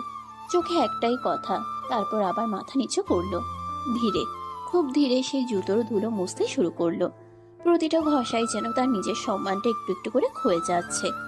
আশেপাশের হাসি ফিসফিস সবকিছু সে শুনছে, কিন্তু প্রতিক্রিয়া দিচ্ছে না। সবকিছুর মধ্যেও বারবার এটা মাথায় নিয়ে আসতে চাচ্ছে, নিজের বইয়ের জুতা পরিষ্কার করলে তেমন কিছুই হয় না। কিন্তু এই ব্যাপারটাও খারাপ লাগছে। নিজের প্রতি রোদ তো সবাইকে বলে নিজে ওর বোর। রোদের চোখ নাহিদের উপর স্থির, তার মুখে কঠোরতা, কিন্তু চোখের ভিতরে অদ্ভুত একটা অস্থিরতা। রিয়া এগিয়ে এলো। তুই এটা থামাবি না আমি থামাবো? তুই কিছুই করবি না। আমি করব। রিয়া হঠাৎ নিচু হয়ে নাহিদের হাত ধরে ফেললো। নাহিদ রিয়ার দিকে তাকালো, মাথা নাড়িয়ে সরে যাওয়ার ইচ্ছা সারা করলো। ওর কাজও শেষ করে তারপর উঠবে, কিন্তু রিয়া নাহিদের ইশারায় কোনো কাজে দিল না। আরো রেগে গেল রিয়া। এবার ওর রাগ লাগছে নাহিদের উপর। এই ছেলে কি দিয়ে তৈরি? এত অপমানের পরেও এত কিছু সহ্য করছে কেন? ওঠো। না রিয়া প্লিজ। না, এটা আমি হতে দেব না। হাত ছাড়ো ওর। তুই আর যা করছিস, এটা তুই না রোদ। আমি ঠিকই আছি, সমস্যা তোর। সমস্যা আমার না, সমস্যা তোর অহংকার। কথাটা যেন সরাসরি গিয়ে লাগলো রোদের ভেতরে। এক মুহূর্তের জন্য সে চুপ হয়ে গেল। এই সুযোগে নাহিদ ধীরে হাতটা সরিয়ে নিল। সে উঠে দাঁড়ালো। তার চোখে পানি নেই, কিন্তু ভেতরের ভাঙনটা স্পষ্ট। হয়ে গেছে। প্রশ্নটা এত স্বাভাবিক ছিল যে আশেপাশের অনেকেই চুপ হয়ে গেল। রোদ কিছু বলল না। প্রথমবারের মতো সে উত্তর খুঁজে পেল না। নাহিদ ঘুরে হাঁটা দিল। শুধু রিয়ার চোখে পানি চলে এলো। তুই আজ ওকে না, নিজেকেই ছোট করলি রোদ। একদিন পস্তাবি এগুলো ভেবে, দেখে নিস। রোদ স্থির হয়ে দাঁড়িয়ে রইল। একটা ঢোক গিলল। কেন জানি খারাপ লাগছে এখন। কারণটা কি? ওকে একটু বেশি বেশি করে ফেলছে? এত জিত রাগ কাজ করছে কেন নিজের ভিতর? রাতটা আজ অদ্ভুত ভাবে ভারী লাগছে। শহরের আলো ঝলমলে রাস্তাগুলো পেরিয়ে গাড়িটা থামলো রিকিদের বাড়ির সামনে। বড় গেট। ভেতরে ঢুকতেই লাইটে ঝলসে ওঠা এক আলাদা জগৎ, হাসি, গান আর কোলাহল। রোদ আয়নার দিকে একবার নিজেকে দেখে নিল। পাশে বসা নাহিদের দিকে একবারও তাকালো না। চলো। নাহিদ চুপচাপ দরজা খুলে নামলো। ভেতরে ঢুকতেই সবাই রোদকে ঘিরে ধরলো। অভ্যর্থনা, প্রশংসা। আর নাহিদ, সে ধীরে ধীরে এক কোণে গিয়ে দাঁড়ালো। রিয়া দূর থেকে অনেকক্ষণ ধরে নাহিদকে একটু খেয়াল করছে। একা দাঁড়িয়ে থাকতে দেখে ও এগিয়ে আসলো। এই, তুমি এখানে একা বসে আছো কেন? নাহিদ মাথা তুলে তাকালো। রিয়া পাশে এসে বসেছে। রিয়াকে দেখে মুচকি হাসলো। রিয়া ওকে দেখে হাসি ফিরিয়ে দিল। এমনি ভালো লাগছে এখানে। মিথ্যে বলছো। সব সত্যি বলাও যায় না, তুমি সব জানো রিয়া, তবু কেন জিজ্ঞেস করছো? তুমি না খুব অদ্ভুত। দুজনেই একটু চুপ করে রইল। ভেতরে তখন মিউজিক জোরে বাজছে, আলো কমে এসেছে, ডান্স ফ্লোরে সবাই জমে উঠেছে। তারপর রিয়ার কথা উঠালো, জানে নাহিদ নিজে থেকে কিছু বলবে না। দুজন গল্প করতে লাগলো অন্যদিকে। হেই রোদ, একটা ডান্স হবে? রোদ এক চিলতে হাসলো, না বলার কোনো ইচ্ছা তার নেই। দূরে দাঁড়িয়ে থাকা নাহিদের দিকে তাকালো। পাশে রিয়াকে দেখে কেন জানি ভিতরটা জ্বলে উঠলো তার। সেই তাড়নায় আরো রাজি হয়ে গেল রিকির অফারে। শিওর। দুজন ডান্স ফ্লোরে চলে গেল। মিউজিকের তালে তালে ধীরে ধীরে তারা কাছে আসতে লাগলো।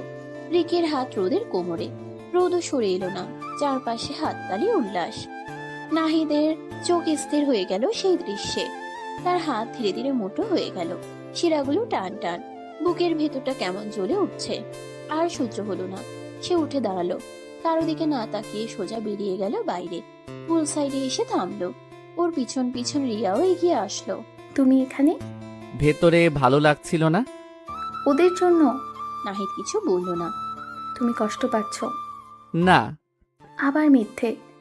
সব কিছু সহ্য করা যায়, কিন্তু কিছু কিছু জিনিস ভিতরটা ভেঙে দেয়।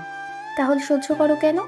কারণ আমার সহ্য করা ছাড়া আর কিছু করার নেই। ভুল সবসময় একটা না একটা রাস্তা থাকে। সবার জন্য না রিয়া। রিয়া তাকিয়ে রইলো তার দিকে। এই ছেলেটা যতটা চুপ, তার ভেতরে ততটাই ঝড়। রিয়া বুঝতে পারছে যতই হোক রোদ নাহিদের বিবাহিত স্ত্রী। দুজনের ভেতর তেমন সম্পর্ক না থাকলেও হালাল একটা বন্ধন আছে, যার থেকে নাহিদের ভিতরে আরো জেলাসি আর রাগ সৃষ্টি হচ্ছে রোদকে অন্য একটা ছেলের সাথে দেখে। ডান্স শেষ হয়েছে। অন্যদিকে ওয়াও, তুমি তো ফায়ার। থ্যাঙ্কস। চলো একটা ড্রিঙ্ক হয়ে যাক। না, আমি ড্রিঙ্ক করি না। আরে প্লিজ, এত সিরিয়াস কেন? একটু রিল্যাক্স করো। বললাম তো না। আরে গ্রামের মেয়ে নাকি, ড্রিঙ্ক করবে না মানে? রোদের ভ্রু কুচকে গেল। এই গ্রাম কথাটা শুনে ওর মাথায় আগুন ধরে গেল। কিন্তু চারপাশে সবাই তাকিয়ে আছে। রিকি গ্লাসটা এগিয়ে দিল। ট্রাস্ট মি, জাস্ট একটা সিপ। রোদ একটু দ্বিধা করলো, তারপর নিজেকে প্রমাণ করতে না বলতে না পারার এক অদ্ভুত চাপে গ্লাসটা হাতে নিল। রিকির চোখে তখন এক ঝলক অন্যরকম হাসি। রোদ জানে না সেই গ্লাসে শুধু ড্রিঙ্কস ছিল না, কিছু একটা মিশে গেছে যা সবকিছু বদলে দিতে পারে। রোদ ধীরে গ্লাসটা ঠোঁটে তুললো, ঢক ঢক করে গিলে নিল। নেওয়ার পর বেশ ভালো লাগলো প্রথমে, নাকি বাজে গন্ধ আসলেও এখন ভালো লাগছে। রিকিকে ইশারা করলো আরো ড্রিঙ্ক দিতে। রিকি ঠোঁটে একটা গভীর হাসি ফুটলো। রোদকে একের পর এক ড্রিঙ্ক দিতে লাগলো। আস্তে আস্তে রোদের চোখ ঝাপসা হয়ে আসে। ওকে দেখে কাছে এগিয়ে এসে জিজ্ঞেস করলো, তুমি ঠিক আছে তো রোদ? তোমার কি মাথা ঘুরছে? তুমি চাইলে রুমে রেস্ট নিতে পারো। চলো আমি তোমাকে এগিয়ে দিয়ে আসি। বলেই রিকি রোদকে নিয়ে ওর রুমের দিকে গেল। রোদ এইদিকে কোনো কিছুর সেন্সে নেই, ড্রাগের তাড়নায় চোখ খুলতে পারছে না।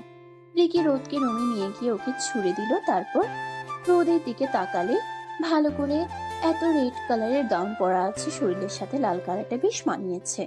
সেদিকে তাকিয়ে একটা বাঁকা হাসি দিল রিকি। কলেজের প্রথম দিন থেকে রোদের উপর নজর ছিল, কিন্তু কিছুতেই বাঘে পাচ্ছিল না। ও বেশ অবাক হলো কিছুদিন আগে রোদ নিজে থেকে ওর সাথে কথা বলতে আসতে দেখে। এই সুযোগ কিভাবে হাতছাড়া করবে রিকি কোনোভাবেই না। রিকি রোদের দিকে তাকিয়ে নিজের শার্ট খুলতে লাগলো, খুলে টান দিয়ে খুলে ফেললো। তারপর নিজের আলমারির কেবিন থেকে এক বোতল ওয়াইন বের করে ঢাকনা তুলে ঢকঢক করে খেতে লাগলো। খাওয়া শেষ হলে শব্দ করে বোতলটা টেবিলের উপর রেখে রোদের দিকে এগিয়ে যেতে লাগলো। রোদের মুখের দিকে ঝুঁকে রোদের কানের দুলগুলো খুলতে লাগলো। দুলগুলো খুলে রেখে রোদের জামার চেনে হাত লাগাবে ঠিক সেই সময় ভেতরের ঘরটা তখন এক অদ্ভুত নিস্তব্ধতায় ডুবে গেছে। রিকির রুমে ঢুকেই নাহিদের চোখ যা দেখলো সেটা যেন মাথার ভিতরে আগুন জ্বালিয়ে দিল। বিছানায় আধশোয়া অবস্থায় ছিল রোদ, আর তার উপর ঝুঁকে ছিল রিকি। পরিস্থিতিটা বুঝতে এক সেকেন্ডও লাগেনি। তখন নাহিদ আর রিয়া গল্প করতে করতে রিয়া নাহিদকে খাওয়ার জন্য অফার করলো, সেজন্য দুজন ভিতরে আসে। ভিতরে এসে বেশ অনেকক্ষণ হয়ে যাচ্ছে, তবু রোদকে আশেপাশে কোথাও না দেখে নাহিদ একটু চিন্তিত হয়। রিয়া ফলো করে, রিক্কিও আশেপাশে কোথাও নেই। কেন জানি রিয়ার মনে খটকা লাগে। ও ওর আরেকটা ফ্রেন্ডকে জিজ্ঞেস করতেই সে বলে রোদ রিক্কির সাথে উপরের দিকে গেছে। নাহিদ আর রিয়া উপরে যায়। প্রতিটা রুম খুঁজতে খুঁজতে রুমের সামনে এসে দাঁড়িয়ে গেট খুলতেই ওই দৃশ্য দেখার পর নাহিদের শরীর কেঁপে উঠল রাগে না শুধু ভয়েও। পরের মুহূর্তেই সে সামনে ঝাঁপিয়ে পড়ল। হারামজাদা! কথাটা শেষ হওয়ার আগেই রিকিকে টেনে সরিয়ে দিল সে। তারপর আর কিছু ভাবেনি, ঘুষিয়ে একের পর এক পড়তে লাগলো রিকির মুখে বুকে। রিকি প্রথমে কিছু বুঝে উঠতে পারলেও দ্রুতই মাটিতে লুটিয়ে পড়ে গেল। আশেপাশে যা কিছু আছে সব যেন ঝাপসা হয়ে গেছে।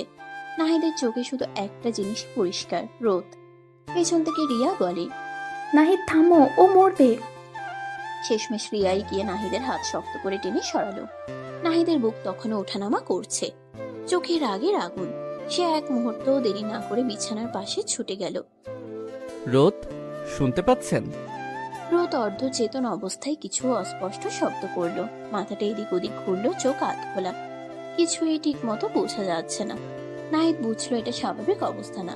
সে কোনো দ্বিধা ছাড়াই রোদকে কোলে তুলে নিল।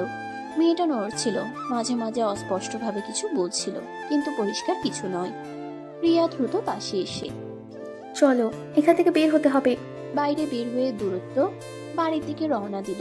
নাহিদ স্টিয়ারিং ধরে আছে শক্ত করে, তার চোখ সামনে কিন্তু মন পুরোটা রোদের দিকে। পেছনের সিটে রোদ অস্থিরভাবে নড়ছে। রিয়া আর রোদের সাথে আসতে পারেনি, এদিকটাও সামলাবে বলেছে। রিকিকে এই অবস্থায় একদম ফেলে রাখা যাবে না। রোদ রাগ নেওয়ার ফলে নিজের মধ্যেই নেই, কি বলছে না বলছে কোনো কিছুরই ঠিক নেই।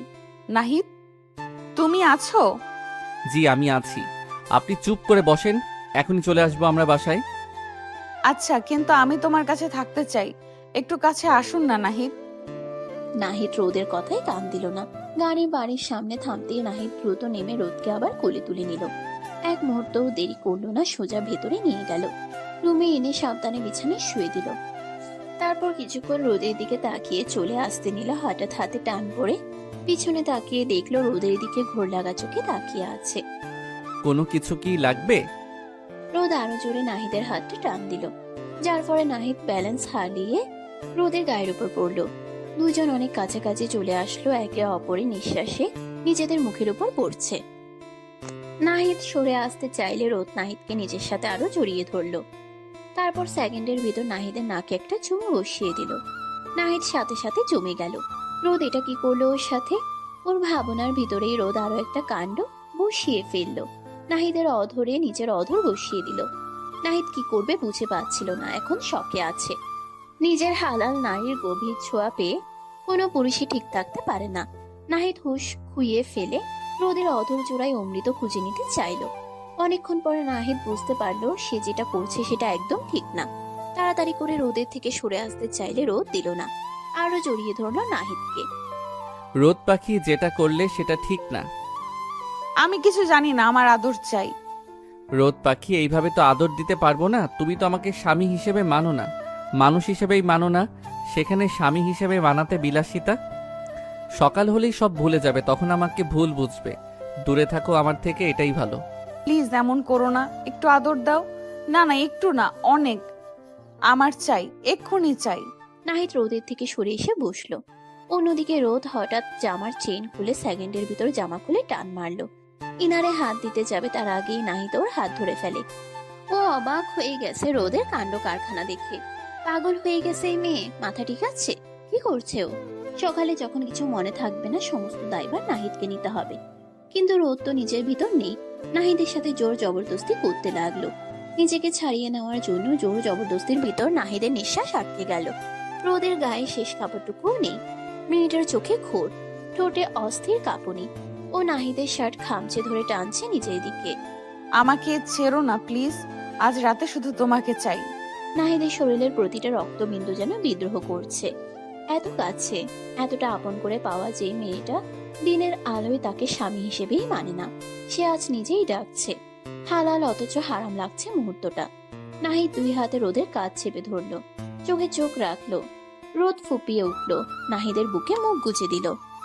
রোদ পাখি, আমার দিকে তাকাও। আমাকে চিনতে পারছো? চিনি, তুমি আমার নাহিদ, আমার শুধু তুমি। কথাগুলো শুনে নাহিদের বুকের ভেতরটা দুমড়ে মুচড়ে গেল। ইচ্ছে করছে এই পাগলামিটাকে প্রশ্রয় দিতে। এই রাগ উপেক্ষা করার শক্তি কোনো পুরুষের থাকে না। নাহিদের ঠোঁট নেমে এলো রোদের কপালে, একটা গভীর কাপা চুমু। তারপর চোখের পাতায় গালে। রোদ আরো আঁকড়ে ধরলো ওকে। ঠিক তখনই নাহিদের চোখ পড়লো রোদের ফাঁকা দৃষ্টিতে। ওর ঠোঁটে হাসি, কিন্তু চোখে কোনো বোধ নেই। ড্রাগের ঘুরে ডুবে থাকা একটা শরীর। মনটা কোথায় কে জানে। নাহিদের সমস্ত শরীর ঝাঁকি দিয়ে উঠল। সে ঝট করে রোদের থেকে 1 ইঞ্চি দূরে সরে গেল। 2 হাতে রোদের মুখটা তুলে ধরলো। এই রোদ না, আমার রোদ পাখি না। আমার বউ যখন আমাকে পূর্ণ হুঁশে পূর্ণ সম্মতিতে ডাকবে, সেদিন আমি এক পাও সরব না। কিন্তু আজ না, আজ তুমি না, আর আমি তোমার দুর্বলতার সুযোগ নিতে পারবো না। তাহলে রিকি আর আমার মধ্যে পার্থক্য কি থাকলো? কেন সরিয়ে দিচ্ছ? আমি তো তোমারই। নাহিদ চোখ বন্ধ করে নিজেকে শক্ত করলো। তারপর পাশে পড়ে থাকা চাদরটা টেনে রোদকে জড়িয়ে দিল। মেয়েটা বাধা দিতে চাইলো, ধস্তাধস্তি করলো। নাহিদ জোর করলো না, শুধু 2 হাতে শক্ত করে জড়িয়ে ধরে রাখলো। একটা ঝড়কে বুক দিয়ে ঠেকাচ্ছে। আমি আছি রোদ পাখি, এই যে তোমার পাশেই আছি, কিন্তু তোমাকে ছোবো না। আজ না, সকালে যখন তোমার চোখে ঘোর থাকবে না, ঘৃণা থাকবে না, তখন যদি বলো কাছে এসো, সেদিন এই নাহিদকে আর আটকাতে পারবে না। কথা দিলাম। চাদরটা রোদের গা থেকে বারবার সরে যাচ্ছে। মেয়েটা অবুঝের মতো নাহিদের শার্ট খামচে ধরে নিজের দিকে টানছে। দুজনে নিঃশ্বাস মিশে যাচ্ছে একে অপরের সাথে। ঘরের বাতিটা কমালো। বাইরে ঝিঝির ডাক ছাড়া আর কোনো শব্দ নেই। এত দূরে কেন তুমি? আমি তো আগুন হয়ে যাচ্ছি, একটু ছুঁয়ে দাও না। নাহিদের চোয়াল শক্ত হয়ে এলো। রোদের গরম নিঃশ্বাস ওর গলায় পড়ছে। মেয়েটার ঠোঁট ওর চোয়ালি, গলায় এলোমেলো চুমু আঁকছে। নাহিদের শরীর বিদ্রোহ করছে। এই সেই মেয়ে যাকে একদিন হালাল করে নিজের করে নিয়েছিল, অথচ কখনো কাছে পাইনি। আজ সেই মেয়ে নিজে থেকে ডাকছে। নাহিদ এক হাতে রোদের কোমর জড়িয়ে ধরলো, অন্য হাতে ওর এলোমেলো চুলগুলো কানের পাশে গুজে দিল। ওদের মাঝে এক সুতো ফাঁকও নেই। নাহিদের ঠোঁট নেমে এলো রোদের কপালে। দীর্ঘ কাপা একটা চুমু, তারপর ভেজা চোখের পাতায়, গাল বেয়ে নেমে থুতনিতে। প্রতিটা ছোঁয়ায় নাহিদ বলতে চাইছে, আমি আছি। এই যে ধরেছি, ছাড়বো না। কিন্তু রোদ সুযোগ পেয়ে নাহিদের ঠোঁটে ঠোঁট চেপে ধরলো। 1 সেকেন্ড, 2 সেকেন্ড, নাহিদের পৃথিবী থমকে গেল। মাথার ভিতর 1000টা ঘন্টা বাজছে। ও সাড়া দিয়ে ফেললো। 2 হাতে রোদের মুখটা ধরে আরো গভীর করে নিল চুমুটাকে, যেন এতদিনের সব তৃষ্ণা মিটিয়ে নিচ্ছে। কিন্তু পর মুহূর্তেই রোদের ফাঁকা চোখ জোড়া দেখে নাহিদের বুকটা ধক করে উঠল। এই চোখে প্রেম নেই, আছে শুধু ঘোর। এই ঠোঁট ডাকছে, কিন্তু মনটা জানে না কাকে ডাকছে। নাহিদ ঝটকা দিয়ে নিজের ঠোঁট সরিয়ে নিল। হাঁপাচ্ছে, কপালে বিন্দু বিন্দু ঘাম। না রোদ পাখি, এভাবে না। আজ তুমি না, আমি রিকি না, যে তোমার এই অবস্থার সুযোগ নেব। তাহলে কেন বিয়ে করলে? কেন বলো ভালোবাসো? এখন দূরে কেন ঠেলছো? নাহিদ রোদকে বুকের সাথে শক্ত করে চেপে ধরলো। মেয়েটা ছটফট করছে, নাহিদ ছাড়ছে না। ওর চুলে মুখ গুজে। রোদের ছটফটানি থামছেই না। নাহিদের বুকের শার্ট খামচে ধরে ও ফুপিয়ে উঠছে বারবার। কেন দূরে সরাও? আমি তো তোমারই, শুধু তোমার। নাহিদের চোয়াল শক্ত। সারা রাত নিজের সাথে যুদ্ধ করেছে, কিন্তু রোদের চোখের ঘোরটা এখন আর পুরো নেশার মতো লাগছে না। কান্না, অভিমান আর একটা তীব্র আকুতি মিশে আছে সেখানে। মেয়েটার ড্রাগের জন্য টলমল করছে না, করছে নাহিদের জন্য। নাহিদ 2 হাতে রোদের মুখটা তুলল, কপালে কপাল ঠেকালো। দুজনের গরম নিঃশ্বাস এক হয়ে যাচ্ছে। রোদ পাখি, শেষবার জিজ্ঞেস করছি, তুমি জানো আমি কে? কি চাইছো তুমি? জানি তুমি আমার নাহিদ, আমার স্বামী। আমি তোমাকে চাই, আজ এখন পুরোটা। আর কোনো দেওয়াল রেখো না আমাদের মাঝে। রোদ 2 হাতে নাহিদের গলা জড়িয়ে ধরলো। ঠোঁট কাঁপছে। এইবার আর নাহিদ নিজেকে আটকালো না। এতদিনের উপোস, এতদিনের অপমান, এতদিনের দূরত্ব সব এক মুহূর্তে ভেঙে গেল। ও ঠোঁট নেমে এলো রোদের ঠোঁটে। এই চুমুতে আর দ্বিধা নেই, পাপবোধ নেই। আছে শুধু অধিকার, অভিমান আর উন্মাদ ভালোবাসা। রোদও সমান তালে সাড়া দিল। নখ বসিয়ে দিল নাহিদের পিঠে। চাদরটা কখন গা থেকে সরে গেছে দুজনেরই খেয়াল নেই। বাইরের পৃথিবীর কিছু খেয়াল নেই। ঘরের ভেতর তখন শুধু 2টো মানুষ, 2টো শরীর আর বছরের পর বছর জমে থাকা তৃষ্ণা। স্বামী স্ত্রীর মধ্যে যে গোপন বোঝাপড়া হয়। নাহিদ রোদের বুকে গলায় একের পর এক চুমু খেতে লাগলো পাগলের মতো। রোদ তাকে সম্পূর্ণভাবে সাড়া দিচ্ছে। নাহিদ রোদের বুকে মুখ গুজে দিল। আস্তে আস্তে একে অপরের একদম কাছে আসলো। দুজন দুজনের ভিতরে মিশে গেল। সকাল 7:45। ঘুম ভাঙতেই রোদের মাথাটা ঝিম ধরে গেল। কাল রাতের কিছুই মনে নাই। শেষ মনে আছে রিকির হাতে ড্রিঙ্কের গ্লাস, তারপর শূন্য। চোখ মেলেই বুঝলো গায়ে চাদর ছাড়া কিছু নাই। আতঙ্কে পাশে তাকালো। নাহিদ খালি গায়ে শুয়ে আছে, এক হাত এখনো ওর কোমরের কাছে, মাথার বিস্তর বিস্ফোরণ। রিকি তো ড্রিঙ্কে কিছু মিশাইছিল, ও অজ্ঞান হয়ে গেছিল। আর এই লোকটা নাহিদ, রোদ পাখি, কি হয়েছে আপনার? ঘর কাঁপানো চিৎকারে নাহিদ ধর্মর করে উঠল। রোদ চাদরটা বুকের সাথে পেঁচিয়ে ছিটকে সরে গেল। চোখে আগুন, গলায় বিষ। কি হয়েছে মানে? নিজের চেহারাটা আয়নায় দেখেছো? শেষ পর্যন্ত আসল রূপটা দেখিয়েই দিলা, তাই না? আমি হুঁশে ছিলাম না, আর তুমি সুযোগ বুঝে এত বড় কাজটা করে ফেললে। নাহিদের মুখটা কাগজের মতো সাদা হয়ে গেল। কাল সারা রাত জেগে পাহারা দিছে, একবারও ছই নাই। উল্টা রোদই পাগলামি করছে। এখন সব উল্টা। আমি তো জানতাম গরিবের ছেলে, লোভ তো শরীরে থাকবে। বড় লোকের মেয়ে বিয়ে করছো, ভাবছো শরীরটাও ফ্রিতে পাবা। আমি অজ্ঞান আর তুমি, ছি, তোমারে দেখলেও আমার বমি আসতেছে এখন। রোদ, শোনেন, আমার কোনো দোষ নাই। কাল রাতে আপনি নিজেই, আমি তো মানা করছিলাম বারবার, আপনি শোনেন নাই, উল্টা আমারে। কথাটা শেষ করতে পারলো না। নিজের কানে এই কথাগুলো কেমন ঠেকলো। এই মুহূর্তে কৈফিয়ত দিলে কি হবে? যে মানুষটা বিশ্বাসই করে না, তার কাছে সত্যটাও মিথ্যা লাগবে। আর তাছাড়া হালাল তো বিয়ে করা বউ। ছোঁয়াটা হারাম ছিল না, কিন্তু পরিস্থিতি তো হারাম করে দিছে সব। ভুলটা আমারই। কেন কাছে আসলাম? রিকির ওই নরক থেকে টাইনা আনছি। বাসায় না এনে রিয়ার কাছে থুয়ে গেলেই পারতাম, হাসপাতালে নিলেই পারতাম। আমি কেন আনলাম? কেন এক ঘরে থাকলাম? দূরে সরে যাওয়াই ভালো ছিল। গরিবের এত সাহস মানায় না। এখন এই দায় আমার, সারা জীবন এই দায় বইতে হবে। মাথাটা ফেটে যাচ্ছে নাহিদের, রাগ ধপধপ করতেছে, চোখের সামনে সব ঝাপসা। ঠিক তখনই রোদ আবার বিষ ঢাললো। কি সাফাই গাইতে আসছো? চরিত্রহীন লম্পট, বউ বউ করো মুখে আর তলে তলে শরীর খোঁজো। তোমার মতো ছোট লোক আমি দুইটা দেখি নাই। টাকার জন্য বিয়ে করেছো, এখন শরীরের জন্য মারতেছো? লজ্জা করে না? শিক্ষা দীক্ষা কিছু নাই? বস্তির কালচার নিয়ে আসছো আমার বিছানায়। এক টানা বলে গেল রোদ। থামলো না, দম নিল না। প্রতিটা শব্দ নাহিদের আত্মাটারে ছিঁড়ে ফেলতেছে। নাহিদ শুধু তাকাইয়ে রইল, চোখে পানি নাই, পাথর হয়ে গেছে চোখ। অপমানে, নিজের উপর রাগে, অসহায়ত্বে একটা শব্দ আর করলো না। করলে যদি ভেঙে পড়ে? পুরুষ মানুষের যে ভাঙতে নাই। আমার সামনে আর 1 সেকেন্ডও দাঁড়াবা না, ঘেন্না লাগতেছে। বলেই চাদরটা আরো শক্ত করে গায়ে পেঁচিয়ে বিছানা থেকে নেমে গেল রোদ। নাহিদের গা ঘেঁষে হেঁটে গেল, একবার ফিরেও তাকালো না। সোজা ওয়াশরুমে ঢুকে দরজাটা শব্দ করে লাগিয়ে দিল। ঘরে একা পড়ে রইল নাহিদ, খালি গায়ে। ধীরে ধীরে ড্রেসিং টেবিলের আয়নার সামনে গিয়ে দাঁড়ালো। আয়নায় একটা বিধ্বস্ত মানুষ, চোখের নিচে কালি, চুল এলোমেলো, পিঠে ঘাড়ে লাল আঁচড়ের দাগ। কাল রাতে রোদ দিছে এই দাগ, পাগলের মতো আঁকড়ে ধরার সময়। কিন্তু সেটা তো আর বলা যাবে না, বললে বিশ্বাস করবে কি? নিজের প্রতিবিম্বের দিকে তাকিয়ে তেতো হাসি হাসলো নাহিদ। এই তুই নাহিদ? এই তোর আসল রূপ? নিজের বউরে বাঁচাইতে গিয়ে নিজেই অপরাধী হয়ে গেলি। বাহ, গরিবের জন্য ভালোবাসাও পাপ। ওয়াশরুম থেকে পানির শব্দ আসতেছে। রোদ ফ্রেশ হইতেছে। ওই পানিতে শরীরের ময়লা যাবে, কিন্তু মনের ময়লা, সন্দেহের ময়লা, ওইটা যাবে না। নাহিদ আর দাঁড়ালো না, মেঝে থেকে প্যান্টটা টেনে পড়লো। শার্টের বোতাম লাগাতে লাগাতে শেষবার ঘরের চারপাশে চোখ বুলালো। কাল রাতে এই ঘরটা জান্নাত মনে হয়েছিল, আজ জাহান্নাম। নিঃশব্দে দরজা খুলে বের হয়ে গেল।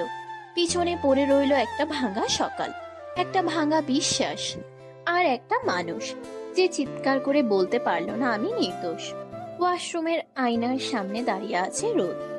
শাওয়ারের পানি গা বেয়ে পড়তেছে, কিন্তু মাথার ভেতরটা পুড়তেছে রাগে। অথচ শরীরে কোনো ব্যথা নাই, কোনো জোরের চিহ্ন নাই, শুধু শুধু একটা অচেনা স্মৃতি, যেখানে ও নিজেই কাকে যেন বলতেছে। আর ছিল না, কারে বলছিল? নাহিদকে? না, হতে পারে না। কলটা আরো জোরে ছেড়ে দিল রোদ, যেন পানি দিয়ে স্মৃতিটা ধুয়ে ফেলতে চায়। দুপুরে রিয়া বাড়িতে আসলো। এসে রোদের রুমে গিয়ে দেখলো বিছানায় শুয়ে আছে। রিয়া হাতে থাকা ট্যাবটা বিছানায় রেখে রোদের সামনে এসে দাঁড়ালো। এসে আগে নাহিদকে খুঁজছে, কিন্তু পায়নি। তারপরে জানতে পারলো নাহিদ গ্রামে গিয়েছে, তার মানে কিছু একটা হইছে। সেই ভেবেই রোদের সাথে কথা বলতে এসেছে। যদি আবার রোদের সাথে কথা বলার কোনো ইচ্ছা নাই ওর। রোদ, এখন তোর কি অবস্থা? মাথা ঠিক হয়েছে? অবস্থা? আমার অবস্থা তো ওই ছোট লোকটাই খারাপ করে দিছে। কি অবস্থা জানতে আসছিস? কাল রাতে রিকি তোর সাথে কি করতে যাচ্ছিল কিছু মনে আছে বল? হালকা হালকা ড্রিঙ্ক করার পর কি হয়েছে মনে নাই আমার। মাথা ঝিমঝিম করছিল, তারপর সব ফাঁকা। তাহলে সিসিটিভি ক্যামেরা দেখ। দেখ রিকি তোর ড্রিঙ্কে ড্রাগ মিশিয়ে দিয়েছিল, তোর সাথে জবরদস্তি রেপ করার ধান্দায় ছিল। রুমে নিয়ে গিয়েছিল, কিন্তু নাহিদ ঠিক সময় গিয়ে বাঁচিয়ে দিয়েছে তোকে। না গেলে কি হতো বুঝছিস? ভিডিও চালালো রিয়া। রিকি ড্রিঙ্কে গুঁড়া মিশাচ্ছে, রোদকে টেনে উপরে নিচ্ছে, রুমে জামা টানছে, সব স্পষ্ট। তারপর নাহিদের ঢোকা, রিকিকে মারা, রোদকে কোলে করে বের করা। রোদ দেখলো হাত কাঁপছে কিন্তু মুখ শক্ত।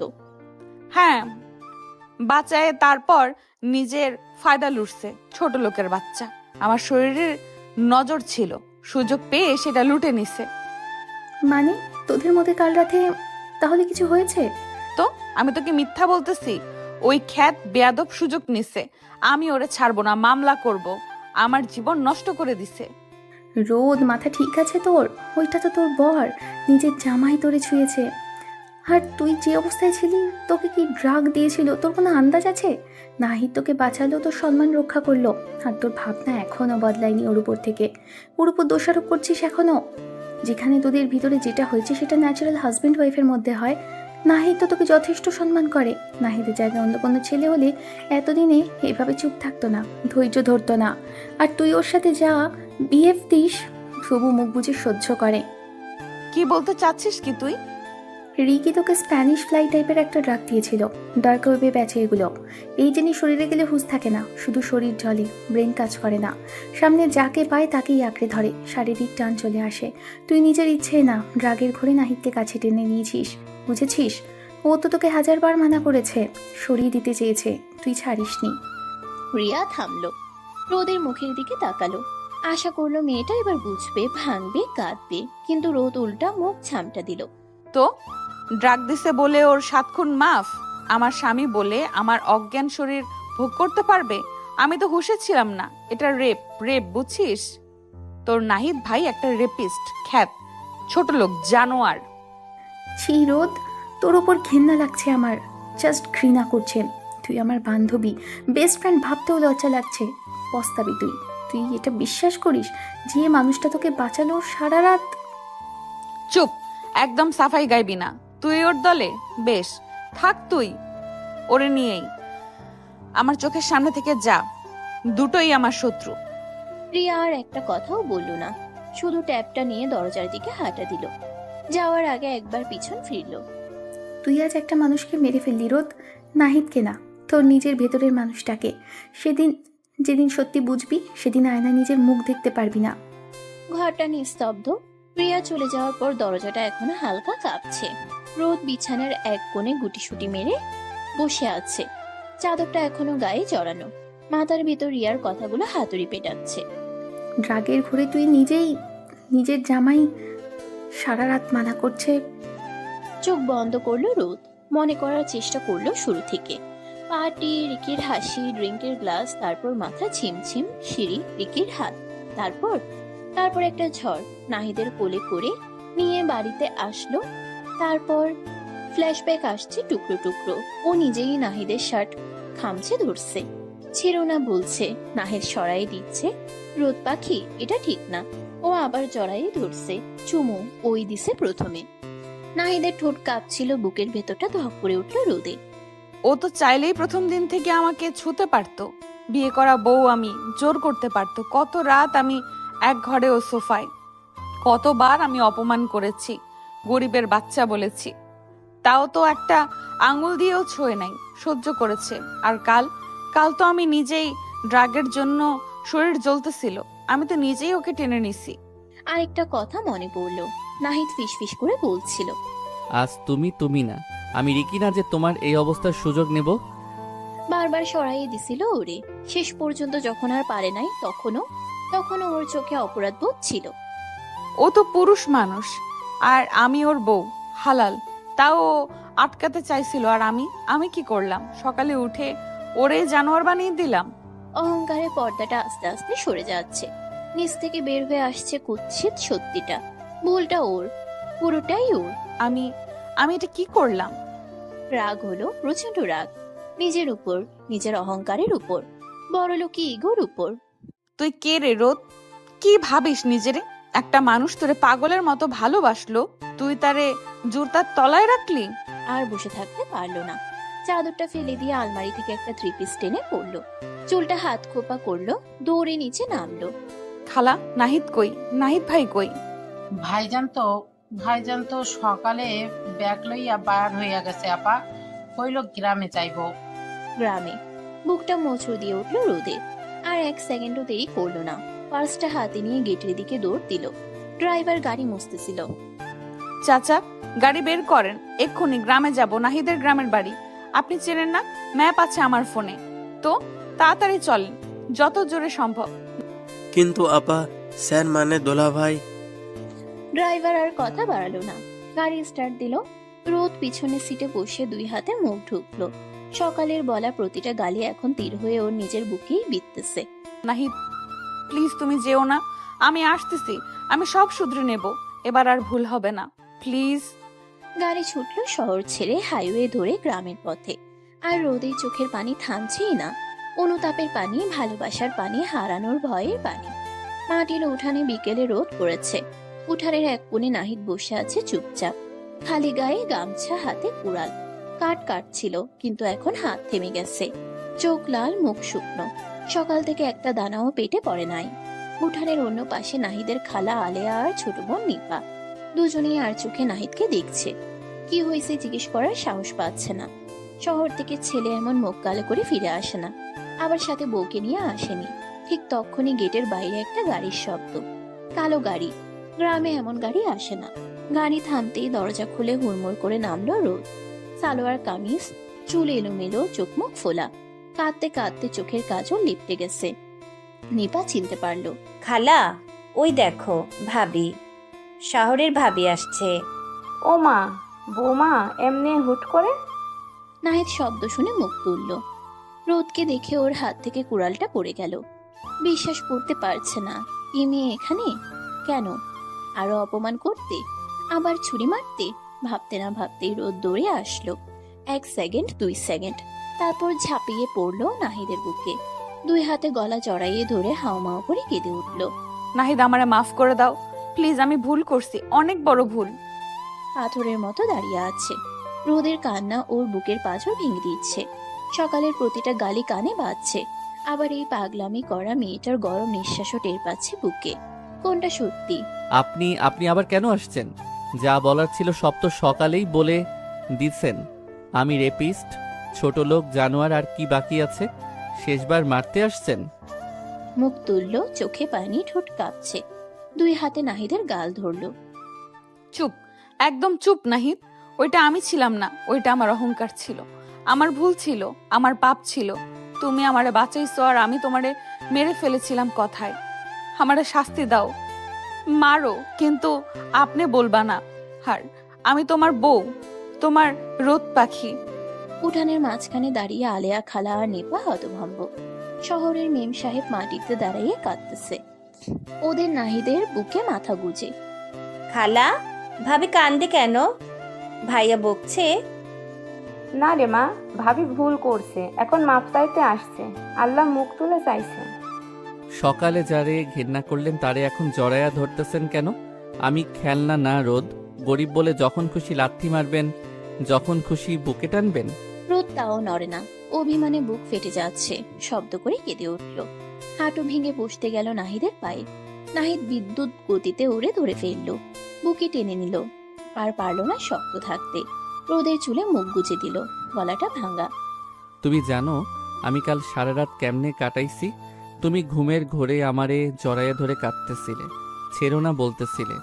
আমি দাঁত কামড়ে নিজেরে আটকায় রাখছি, কারণ তুমি ছিলা না।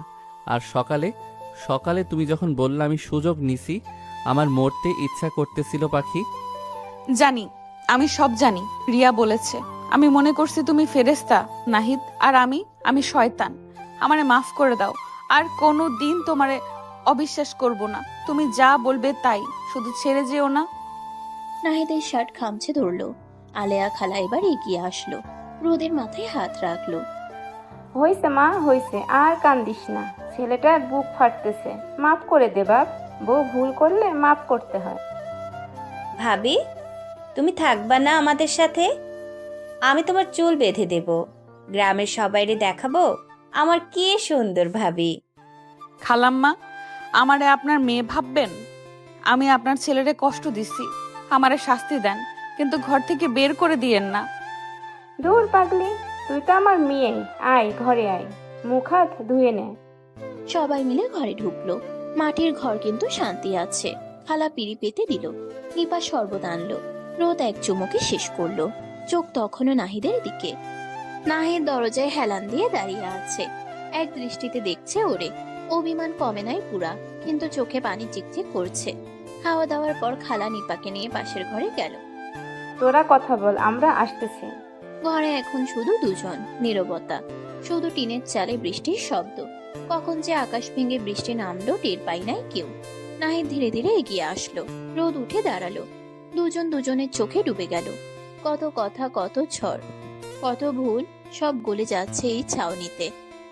মাফ করছো? নাহিদ কিছু বলল না, শুধু এক টানে রোদকে বুকের সাথে মিশিয়ে নিল। কপালে কপাল ঠেকালো, নিঃশ্বাসে নিঃশ্বাস মিলে গেল। তোমারে মাফ না করে আমি কই যাব পাখি? তুমি আমার জান। বলেই রোদের ঠোঁটে ঠোঁট বসিয়ে দিল নাহিদ। দীর্ঘ গভীর তৃষ্ণার্ত একটা চুমু, যেন জন্ম জন্মের তৃষ্ণা মেটাচ্ছে। রোদও আঁকড়ে ধরলো ওরে, পিঠ খামছে ধরলো, চোখ দিয়ে পানি পড়ছে। এবার কষ্টের না, পাওয়ার আনন্দের। অনেকক্ষণ পর ঠোঁট ছাড়লো দুজন, কপালে কপাল ঠেকাইয়ে হাঁপাচ্ছে।